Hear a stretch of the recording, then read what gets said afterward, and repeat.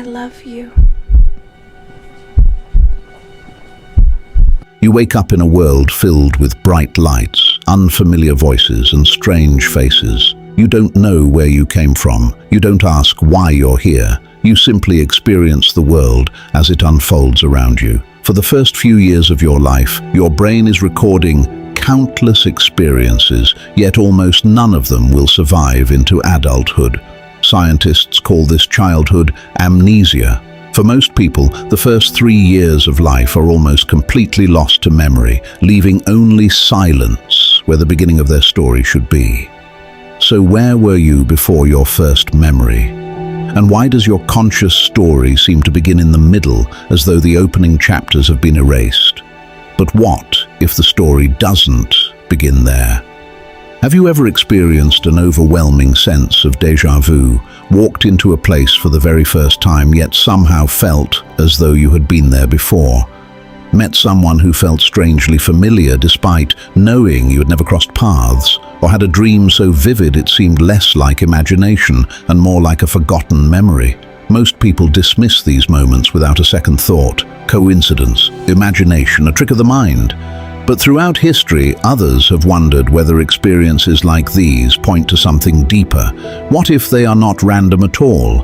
What if they are fragments, echoes of something we've forgotten? If reincarnation is nothing more than an ancient myth, why are there cases that continue to puzzle researchers even today? Across the world, thousands of young children have claimed to remember another life. Many begin speaking about these memories almost as soon as they can form complete sentences. They describe unfamiliar names, families, villages, occupations, even the circumstances of a death they insist happened before they were born. Curiously, many of these memories fade away by the age of 6 or 7, disappearing almost as suddenly as they appeared. Of course, many of these reports can be explained through ordinary means. Children possess remarkable imaginations. Memories can be shaped by suggestion, stories grow, details change, coincidences happen, yet not every case has been so easy to dismiss. For more than 40 years, psychiatrist Dr. Ian Stevenson traveled across the globe investigating children who claimed to remember previous lives. He did not approach these cases as a believer seeking proof. He approached them like a detective, interviewing witnesses, examining medical records, searching historical documents, looking for anything that could either verify or completely disprove a child's account. Following Stevenson, psychiatrist Dr. Jim Tucker continued this work, documenting additional cases and exploring possible explanations. Neither researcher claimed to have conclusively proven reincarnation. Far from it. Both acknowledged that extraordinary claims demand extraordinary evidence, yet they also argued that a small number of cases contained details they believed were difficult to explain through conventional means alone. Skeptics disagree. They point to false memories, confirmation bias, cryptomnesia, cultural expectations, selective reporting, and the extraordinary ability of young children to unknowingly absorb information from the world around them. The debate continues, perhaps because neither side has answered every question. But this raises an even deeper mystery.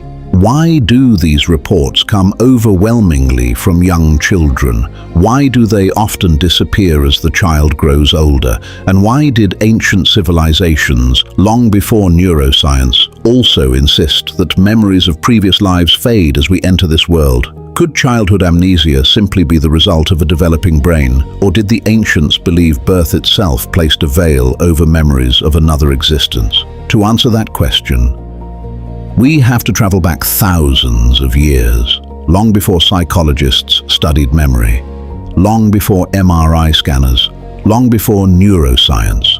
Philosophers, mystics, and religious teachers proposed their own explanation. They believed forgetting was not an accident, it was part of being born. In ancient Greece, Plato described a mysterious river known as Lethe, the river of forgetfulness. Before entering a new life, every soul was said to drink from its waters. Only after forgetting could earthly life begin. To Plato, learning itself was not simply acquiring knowledge. It was remembering truths the soul had once known before birth. Even earlier, followers of Pythagoras taught that the soul journeyed through many lives. According to later ancient writers, Pythagoras himself claimed to remember previous incarnations. To his followers, these memories were rare. Most souls forgot. Only through purification could fragments of earlier lives sometimes return. Thousands of miles away, Hindu sages arrived at a remarkably similar conclusion. The soul, they taught, passes through countless births. Yet, with every incarnation it falls beneath the veil of Maya, the great illusion that hides its true nature and conceals the memories of previous lives. Liberation comes only when that veil is finally lifted. Buddhist traditions also speak of repeated rebirth, but they explain it differently. Rather than an eternal soul moving unchanged from body to body, Buddhism teaches a continuing stream of consciousness shaped by karma. Ordinary beings cannot remember former births. Yet according to Buddhist tradition, enlightened individuals, including the Buddha himself, could recall countless previous lives. Then there were the Gnostics, among the most mysterious religious movements of the ancient world. They believed the human soul originated in a higher spiritual realm.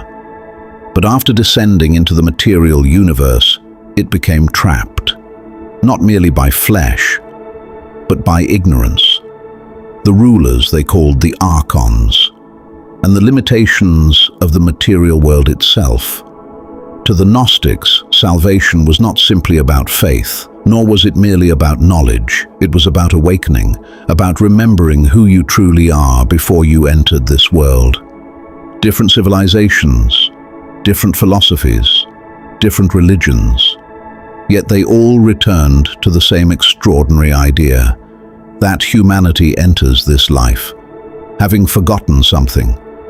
Was this simply humanity's attempt to explain one of life's greatest mysteries? Or were these ancient traditions preserving different answers to the same timeless question? Why do we remember so little of the beginning of our own story? And if our earliest memories vanish so completely, how can we ever know whether something came before them at all? If the ancients were right about one thing, if memories of another existence really do fade as we enter this world, then perhaps the only place we should expect to find them would be among those who have only recently arrived. That is exactly where researchers began looking. Again and again, reports surfaced from young children, often between the ages of 2 and 5, who began speaking about another life without being prompted. Some described the names of people they claimed were once their parents. Others identified towns they had never visited. Some spoke of occupations, languages, or tragic deaths with startling confidence. Most of these reports never withstand careful investigation. Many can be explained by coincidence, some by suggestion, others by forgotten sources of information or simple childhood imagination. But every so often, a case appears that refuses to fit neatly into any category. One child recognizes a family in another village. Another identifies the location of a house they had never seen. Some accurately describe the circumstances surrounding the death of a stranger. Could these accounts be extraordinary coincidences? Could they reveal unknown aspects of memory? Or do they point towards something even more mysterious? Researchers continue to disagree. Some argue these cases deserve further investigation. Others believe they reveal more about the remarkable flexibility of the human mind than about life after death. The evidence remains deeply contested. Perhaps that is why the mystery has never gone away, because no explanation has answered every question. Yet reincarnation is only one possible interpretation. History offers many others. Some philosophers believed memory survives only as intuition. Others believed dreams occasionally reveal forgotten truths. Certain mystical traditions claim that meditation, spiritual discipline, or profound religious experience could uncover memories hidden beneath ordinary consciousness. Even today, people continue to report moments they struggle to explain. A place that feels impossibly familiar. A stranger who seems oddly recognizable. an irrational fear with no obvious origin, a recurring dream that refuses to disappear. Science offers possible explanations: déjà vu, pattern recognition, false memory, cryptomnesia. The brain is capable of producing experiences that feel astonishingly real, yet for the people who experience them, the mystery often remains. Perhaps the most honest answer is that we simply do not know. We understand far more about memory than our ancestors ever could, yet consciousness itself remains one of science's greatest unsolved mysteries. Why are we conscious at all? How does subjective experience arise from matter? Why do memories become permanent only years after birth? These questions remain active areas of research. Perhaps future discoveries will explain experiences that seem mysterious today. Or perhaps the ancients were asking questions that still have no final answer, whether one accepts reincarnation, rejects it entirely, or remains somewhere in between. The mystery continues to endure. Every one of us entered this world without remembering how our story began. Every one of us carries a silence before our first memory. Science explains much about that silence. Ancient traditions filled it with stories of souls, rivers of forgetfulness, karma, awakening, and forgotten worlds. Which explanation is correct? That is a question each person must decide for themselves. But perhaps the greatest mystery is not whether we have lived before. It is why human beings, across cultures and across thousands of years, have continued asking the question at all. Because somewhere, hidden behind the silence of our earliest memories, lies one of the oldest questions humanity has ever asked. Who were we before we became ourselves?